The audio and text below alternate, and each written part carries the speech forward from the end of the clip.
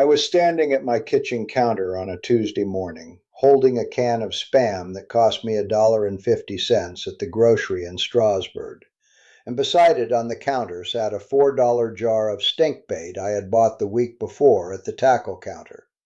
And I want you to know that the cheap can in my left hand has put more channel catfish on my bank than that $4 jar ever did. That is not a joke, and it is not nostalgia. A bite-sized cube of plain canned luncheon meat, the kind in the blue can, is one of the most reliable, cheapest catfish baits in this country, and the men who fish for cats and mean it have known that for 60 years.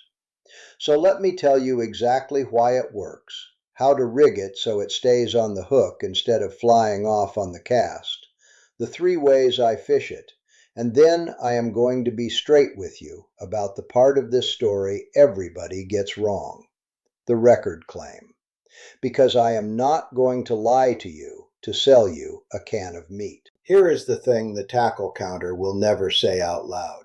A channel catfish does not hunt with its eyes the way a bass does. A catfish tastes the water. It is, no exaggeration, a swimming tongue. A catfish has taste buds not just in its mouth, but all over its skin, tens of thousands of them, concentrated on those whiskers, the barbels, and it reads dissolved compounds in the water down to parts per billion. What it is reading for, what turns a resting catfish into a feeding catfish, is a small family of amino acids and the smell of fat and salt breaking down. And a cube of Spam is salt, fat, and protein, sitting there leaching exactly that signal into the water in a slow, steady cloud. You did not buy a novelty bait. You bought a concentrated amino acid and oil dispenser that happens to come in a can with a key. Auburn University runs one of the oldest fisheries programs in the country, and their researchers have spent decades identifying which amino acids actually trigger a feeding response in warm water fish, and at what concentration. That work is real, it is peer-reviewed, it sits in the fisheries literature, and you can find it through the Auburn Fisheries Program. Nobody at Auburn published a paper that says, go buy Spam. But the same compounds those researchers measured as feeding triggers, the glycine, the alanine, the salt-driven release of them, are exactly what an oily, salty, processed meat dumps into the water as it softens. The science was measuring why. The catfish men already had the what. They just kept it to themselves, the way you keep the good spot to yourself. I learned it from Levi Yoder, the old pond keeper outside Strasburg, who taught me most of what I know.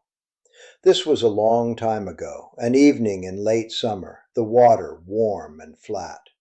I had a tackle box full of fancy dough baits, and Eli watched me fish them for an hour without a bump.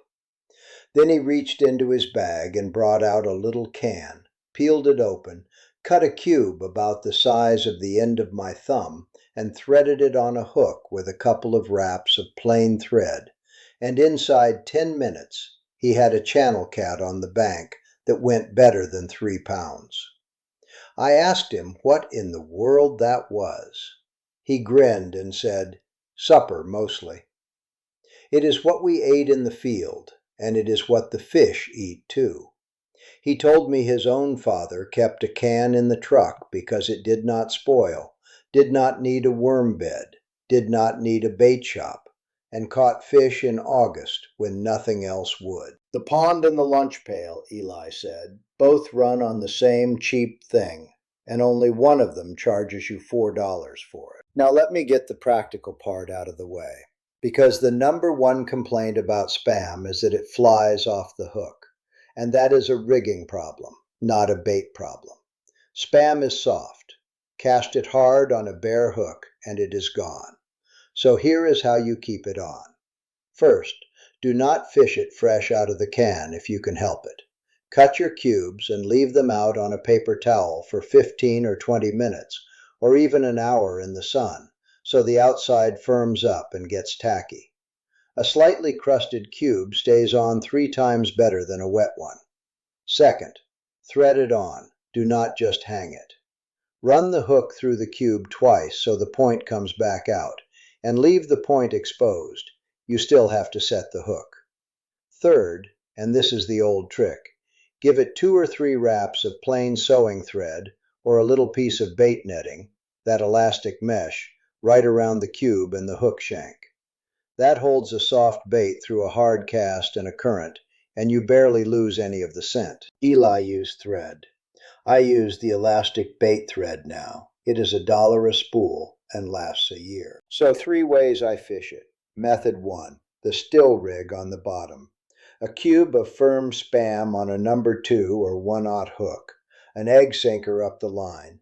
Cast it out into a hole or along a drop-off and let it sit.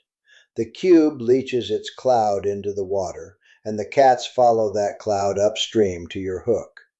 This is my confident warm water channel cat rig in a pond or a slow river.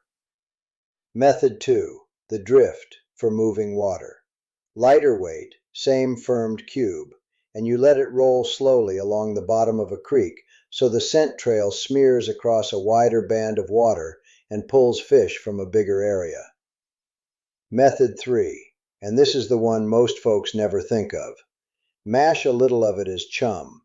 Take a couple of cubes, mash them, and toss that mash into the spot 10 minutes before you fish a fresh cube on the hook. The mash builds the scent cloud. The hook cube finishes the job.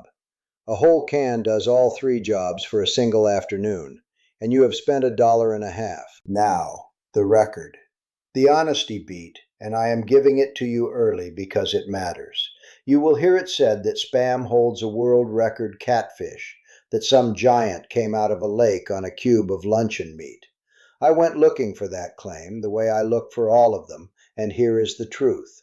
I cannot show you an official world record catfish, certified by the record-keeping people, that was caught on Spam, and I am not going to stand here and tell you there is one when I cannot put the paper in front of you. What is true, what is absolutely true, is that Spam has accounted for an enormous number of tournament fish, personal best fish, and big channel and blue cats on banks all over this country, because it is a genuinely excellent catfish bait, and a lot of serious catmen use it. The record line is the kind of thing that gets repeated until folks believe it. The everyday truth underneath it, that a $1.50 can will outfish a $4 jar on a warm evening, is the part that is real and the part that actually helps you. I would rather hand you the true small thing than the shiny thing I cannot back up. So why did this go quiet?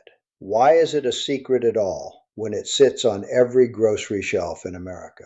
There is a real regulation tangled up in the history of cheap meat baits, and I want to be careful with it because the careless version is a lie. In 1997, the FDA issued the ruminant-feed ban, a rule about how animal-derived proteins could move through the livestock feed chain, written in response to mad cow disease. Now hear me, that rule was about cattle and disease. It said nothing about fishing, not one word. But it tightened the whole cheap rendered protein supply that the old commercial stink baits and meal baits had leaned on. The prices and the labeling shifted, and a lot of the cheap fish attractant trade got more commercial and more expensive right around then. Canned meat off the grocery shelf was never touched by that rule, which is part of why it quietly became the catman's secret. The fancy bottled stuff got a story and a price tag. The blue can just kept catching fish for $1.50 while nobody at the tackle counter had any reason at all to point at it. Here is the honest limits part, and you know I always give you this. Spam is a catfish, bullhead, and to a degree, a carp bait. It is a scent feeder bait, a bottom feeder bait.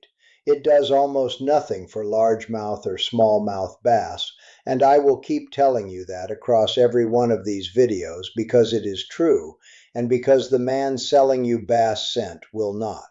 A bass wants to see something flee.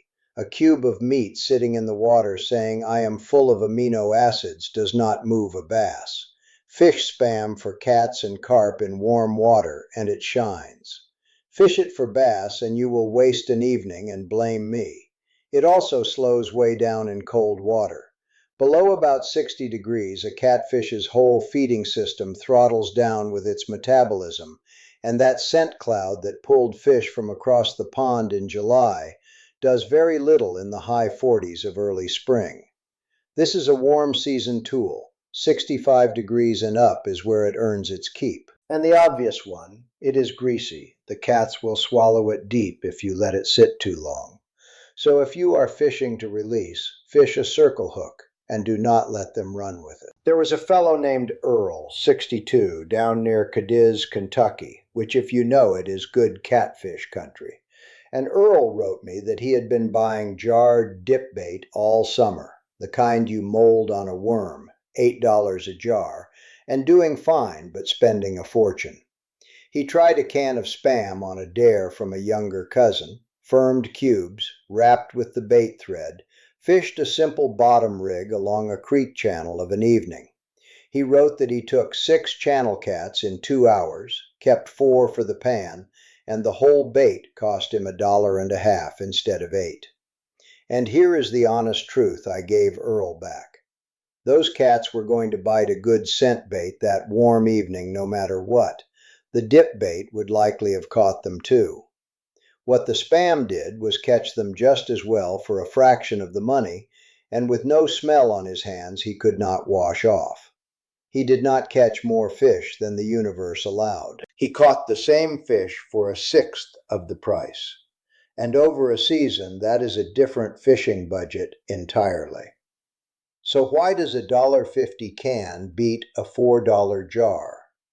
Because the jar is selling you a label, a clever name, and a story.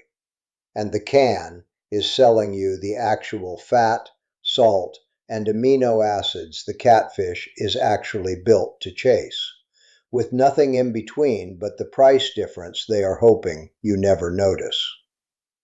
Eli Yoder's father kept a can in the truck 100 years, near enough, before anyone measured why it works. The science did not discover the bait. It just finally explained, in careful language, the thing the field hands already ate and already fished. One last tweak, the one Eli kept for himself. Before you cut your cubes, set the whole opened can in the sun for an hour, or, if you are home the day before, leave the cubes in a covered dish in a warm spot so they sour just slightly, just on the edge. A catfish is not put off by a little funk. A catfish is drawn to it. That is the whole point of stink bait. A faintly soured cube throws a stronger scent cloud than a fresh one, and the cats find it faster. Do not rot it. You are not making a hazard. You are just letting it ripen the way the old stink bait men ripened everything. Spam, a little time, and a wrap of thread, and the blue can calls a little louder. That is the $1.50 bait. Salt, fat, amino acids, an Auburn lab that measured the why, and an old pond keeper who already knew the what. That's what I've got for you tonight. Tight lines, deep water, and stay curious.